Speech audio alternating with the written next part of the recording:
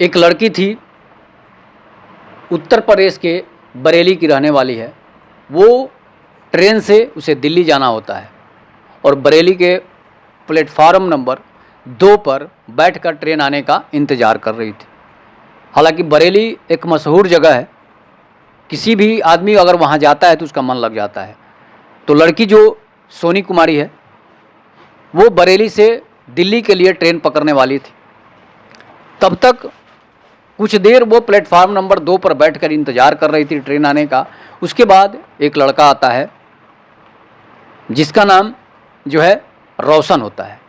तो रोशन जो है उस लड़की को देखता है तो उसे लगता है ये कोई अपनी जान पहचान वाली है और वो सोनी के पास पहुंच जाता है।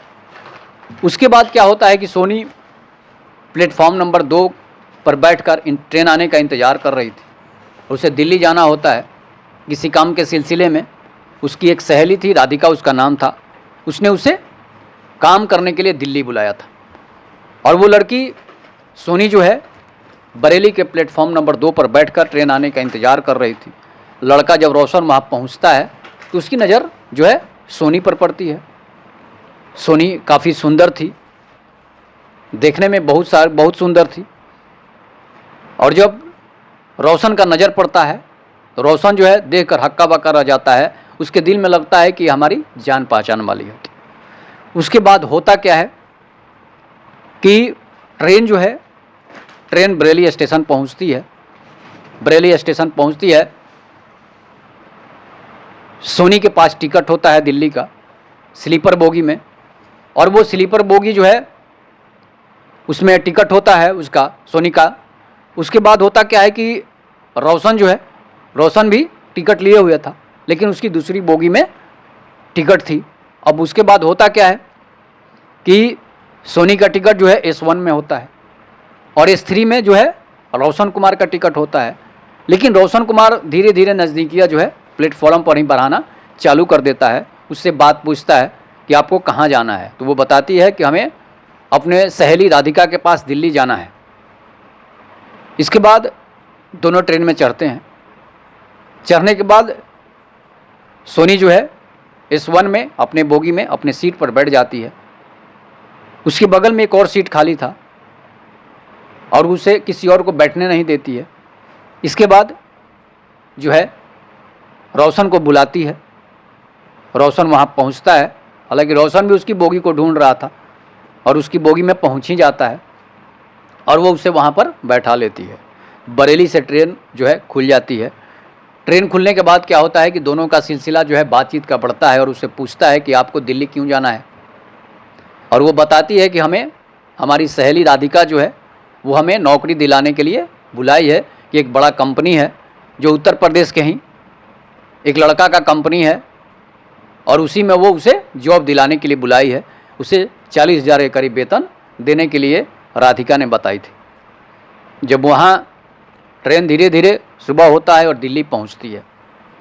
ट्रेन दिल्ली पहुँचती है, उसके पहले ट्रेन में क्या क्या होता है, उसके पहले ट्रेन में कंबल जो था एक ही था और वो सिर्फ सोनी कुमारी जो है ट्रेन में कंबल ली हुई थी। रोशन के पास तो कुछ था ही नहीं, वो सिर्फ अपना बैग लिए हुए था और सिंपल बोगी में सफ़र कर रहा था, सिंपल टिकट से सफ़र कर रहा था। स्लीपर बोगी का टिकट था। अब ठंड का मौसम होता है, जनवरी का महीना होता है, तो जनवरी में तो ठंड देखते ही हैं कि कितना पड़ता है। उसके बाद क्या होता है कि कंबल सोनी जो है वो ओढ़ना चालू कर देती है।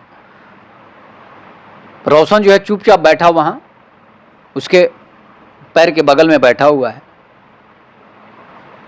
उसके बाद रोशन जो है उसके कंबल में घुसना चाहता है।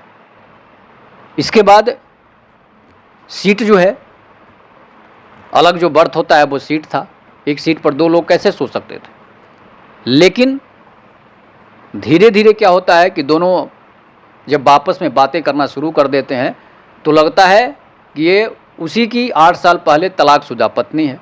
उसे पता चल जाता है, सोनी को भी इस बात का जानकारी था और रोशन को भी इस बात का जानकारी था कि हमारी पत्नी है जो तलाकशुदा आज से 8 साल पहले तलाक ले चुकी होती है और बहुत कम उम्र में इन दोनों की शादी हो गई थी।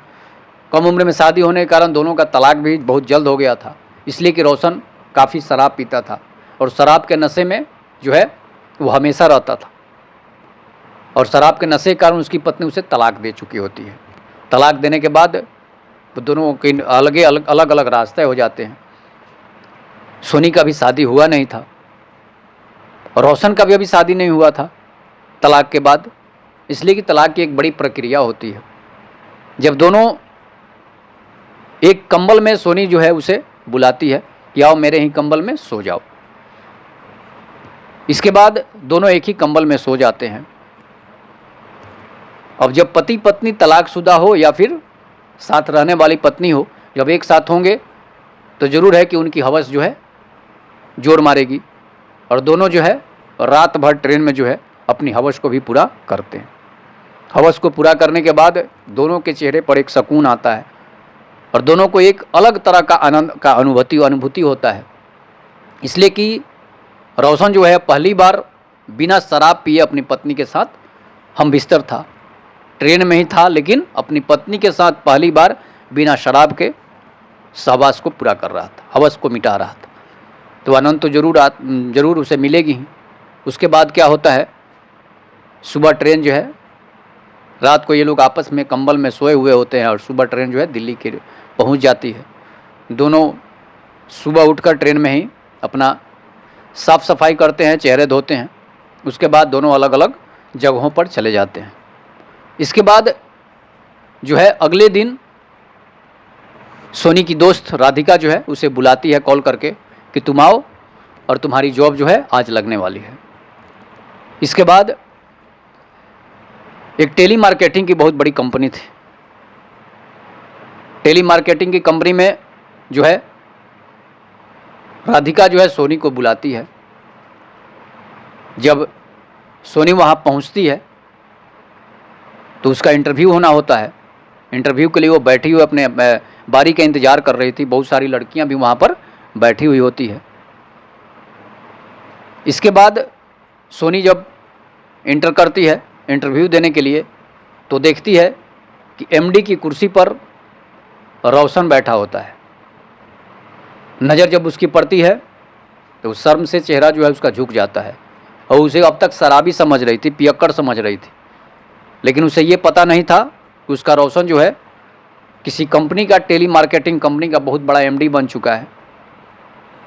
उसे होश आ गया होगा, हो सकता है कि शराब के नशे ने उसे उसके विचार को जो है बढ़ा दिया होगा और उसने शराब छोड़ दिया होगा, और शराब छोड़ने के बाद वो लगा होगा कि हमारी शराब के चलते हमारी पत्नी छोड़कर चली गई, पत्नी से तलाक हो गया, माता पिता ने हमें छोड़ दिया, और वो अपना मेहनत करके आगे बढ़ा और एक बहुत बड़ी टेली मार्केटिंग का कंपनी खोल लिया और उसका एमडी बन गया।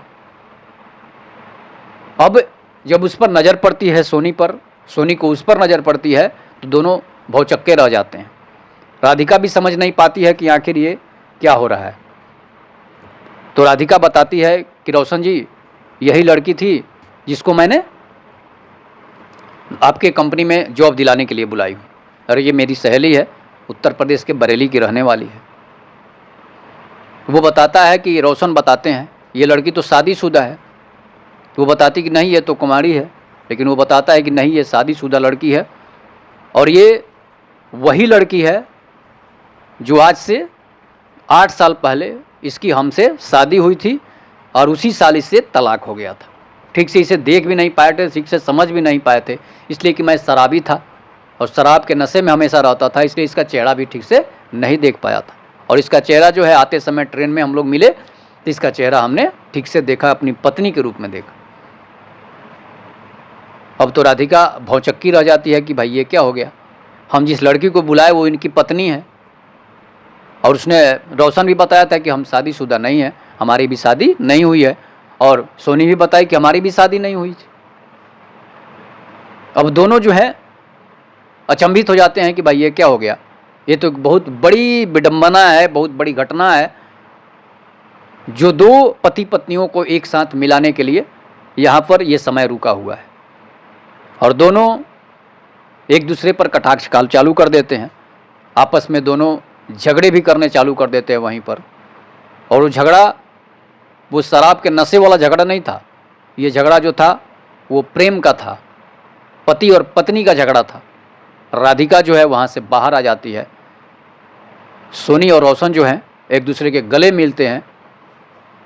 और गले मिलने के बाद सोनी बताती है कि हम तुम्हें समझ नहीं पाए कि तुम शराबी थे और शराब छोड़ने के बाद इतने बड़े पद पर कैसे पहुंच गए, और मैं आज तक इसलिए कुंवारी हूं कि मैं तुम्हें आज भी दिल से चाहती हूं। इसलिए कि दोनों ने लव मैरिज शादी किया था और इसके बाद झगड़ा भी हो गया था, तलाक भी हो गया था। अब सोनी को पता नहीं था कि ये शराबी है, लेकिन समय को होने को कुछ और मंजूर होता है और प्यार अंधा होता है। इसलिए फिर से दोनों एक हो गए और उस कंपनी के एमडी अब रोशन नहीं रहा, उसकी पत्नी सोनी बन गई। इस कहानी आपको, ये क्राइम स्टोरी आपको कैसी लगी, इस पर आप अपनी प्रतिक्रिया जरूर दीजिएगा। तब तक के नमस्कार, जय हिंद, जय भारत, जय श्री राम।